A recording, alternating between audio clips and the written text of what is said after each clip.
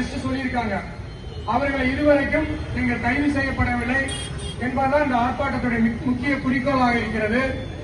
அதன் அடிப்படையில் இந்த அரசு கடந்த அரசும் ஆகாசனுடைய உடலை வாங்குவதற்கு எந்த விதமான முயற்சி எடுக்கவில்லை என்பதுதான் நாங்கள் இந்த நேரத்தில் பதிவு செய்கிறோம். சில வழிமுறைகள் இருக்கு.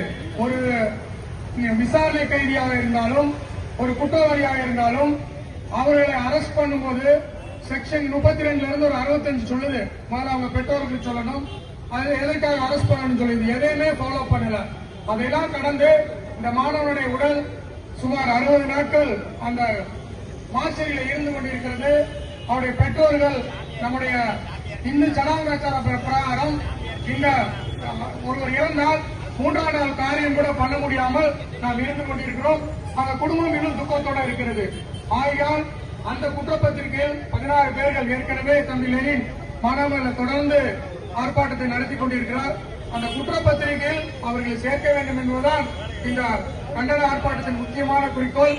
ஆகையால் இப்போது இருக்கக்கூடிய இந்த புதிய அரசுக்கு இந்த ஜனநாயக படுகொலைக்கு எதிராக செயல்பட்டிருந்த காவல்துறையை கண்டிப்பாக நீங்கள் கைது செய்ய வேண்டும்.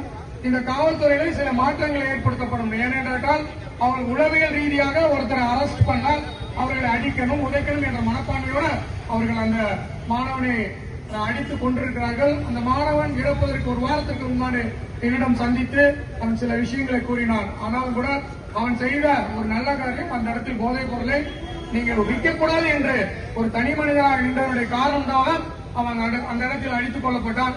ஆகையால் அவருடைய மரணத்திற்கு ஒரு நீதி வேண்டும் என்று இங்கு இருக்கக்கூடிய ஜனநாயக மக்கள் இயக்கங்கள் தொடர்ந்து குரல் கொடுக்கின்றன. இதற்கு பெரிய இந்த இயக்கங்களுக்கு நாம் உறுதுணையாக இருக்கணும்.